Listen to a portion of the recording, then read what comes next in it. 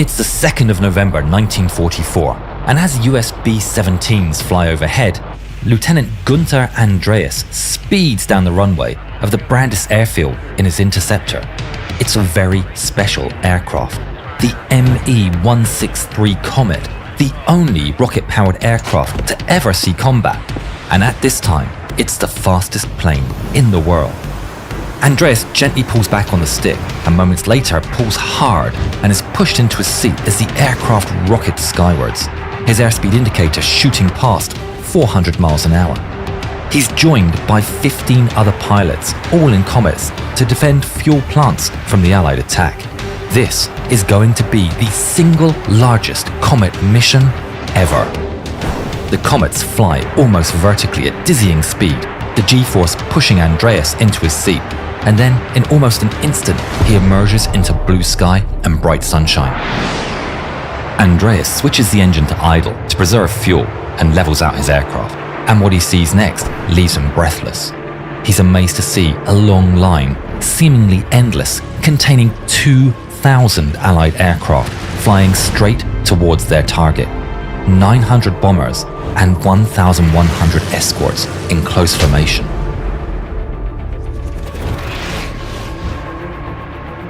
The Komets see the target and scatter. Andreas and his friend, Oberfeldwebel Jakob Bollenrath, prepare for the high-speed dive the Komets were built for. As they close in on the massive enemy formation, Andreas glances at Bollenrath, knowing this flight may be their last. Bollenrath peels off to start his attack run. Andreas punches the throttle and dives at the formation. The bombers grow larger, the difference in speed making it feel as if the whole formation was just standing still. With a window of only a handful of seconds, he takes aim and fires. His twin 30mm cannons roar, unleashing a lightning volley of shells, peppering the B-17's wing before he dives under the formation and flies out of reach of their defensive fire. He's caused damage, but hasn't landed a fatal blow. It's far from enough. Andreas watches as the formation open their bomb bay doors and their deadly cargo is released upon the plant below. Andreas still has several minutes of fuel and needs to do more. The formation of B-17s turns for home, wounded fortresses trailing behind. Perfect targets for a hunter. Andreas turns back for another run. He turns under the formation, idling his engine to preserve precious fuel. The massive figures of the bombers loom above him as he positions himself under his target. Then he pushes the throttle to maximum and feels like he's kicked across the back as the rocket unleashes its might, using up the last reserves of the Komet's fuel to propel it to close to 600 miles an hour. Andreas pulls up on the stick and rises into the air, attacking from below. But the B-17's ball turret gunner sees him coming and swiftly turns the turret to meet Andreas's attack. The German pilot lands his crosshairs directly on his target and opens fire. One of his cannons immediately jams, but he's committed. At the same time, the ball turret gunner manages to move his twin machine guns onto an intercept for the Komet. The machine guns roar, and the two men trade fire. Andreas holds his path as 50 caliber bullets zip around him. His Komet's sole remaining 30mm cannon is striking the B-17 across its underside. It's like a bat out of hell and just as hard to hit. But then, the American finds his mark.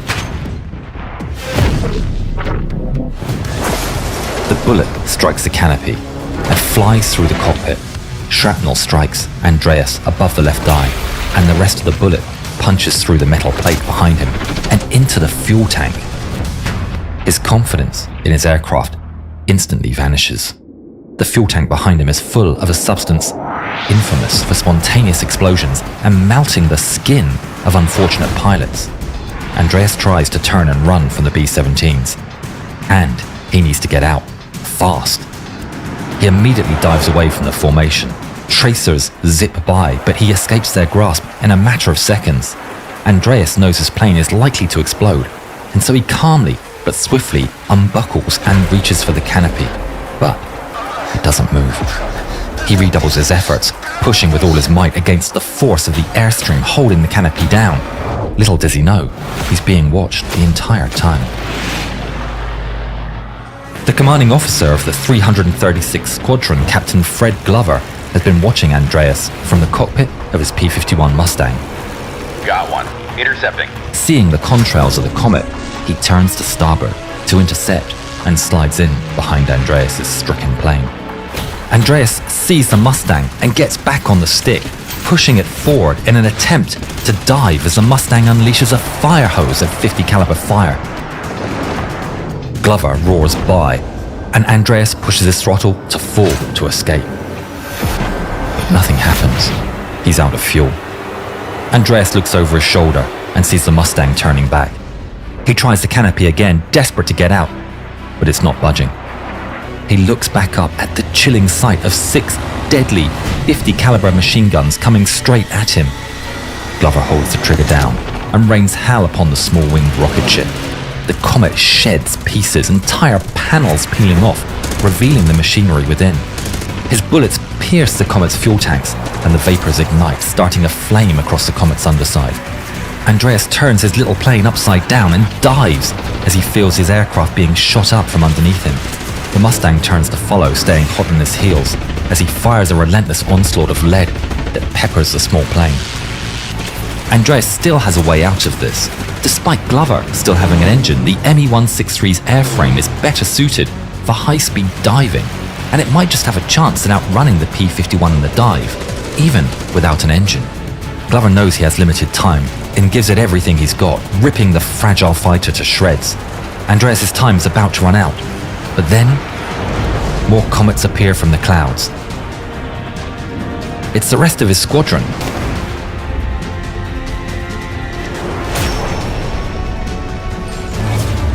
It's your lucky day, Komet. Glover abandons the chase, leaving Andreas to his fate. A fate that looks worse by the second. Andreas holds the dive, deepening it, praying the wind alone is enough to blow out the highly volatile fuel burning inside his aircraft. And miraculously, it works. The fire subsides and Andreas levels out. But then it reignites with fury. The rocket's 2 fuels burn in contact, creating a fire impossible to extinguish. He needs to get out, straight away. In the other Komet, his friend Jakob Bollenrath dives down onto a bomber formation, firing a burst of shells and striking across the top of a flying fortress. As Bollenrath rockets past and pulls back on the throttle, a P-51, piloted by Captain Louis Norley, is waiting, and right before his eyes, Bollenrath's Komet comes onto the scene. Norley throttles up. Bollenrath's not paying attention. He's preserving fuel as he prepares for another run. Then, bullets zip by his field of view. He pulls into an evasive maneuver and dives down for speed. Norley turns to follow. Bollenrath looks over his shoulder and sees the sight of a P-51 Mustang right on his tail, firing a deluge of bullets from its 6 .50 caliber machine guns. Bollenrath knows he can outrun the Mustang, but he can't afford to be hit, and so he turns hard to the left, escaping the Mustang's crosshairs, but at the same time losing speed that he needs to shake his pursuer. The Mustang keeps on with the chase, pulling with all he has to bring the crosshairs onto the target. Bollenrath pulls hard on the stick, willing his little machine to turn as hard as possible to bleed off speed and force the Mustang to fly past. But Norley sees it coming. He predicts the Komet's path, lines up his sights, and pulls the trigger. .50 caliber bullets arc towards Bollenrath and strike the Komet's rear fuselage. Bollenrath ducks in his cockpit as a wave of crackles reverberate through his little fighter, each one filling him with dread. But then, they stop, and the Mustang flies by over his head. This is his chance. He turns away from the enemy fighter and punches the throttle to full. But instead of a roar, there's an immense bang.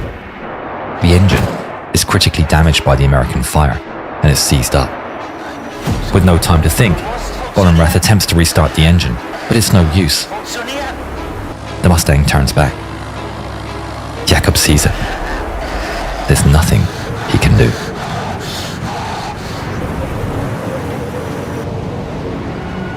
Norley opens fire.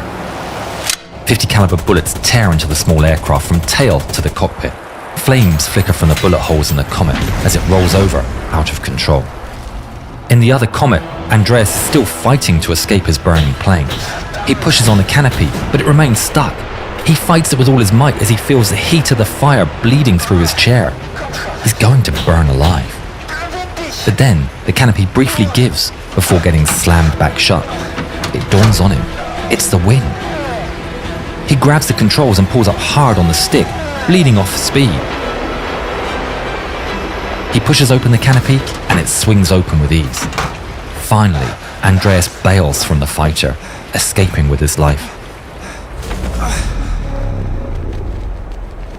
As his parachute opens, he sees the remains of Bollenrath's Komet streaking fire on a nosedive towards the ground. Andreas watches it fall. There's no parachute. Jakob Bollenrath never escaped his plane and lost his life in the battle. His was the last Komet to be shot down by a P-51 Mustang.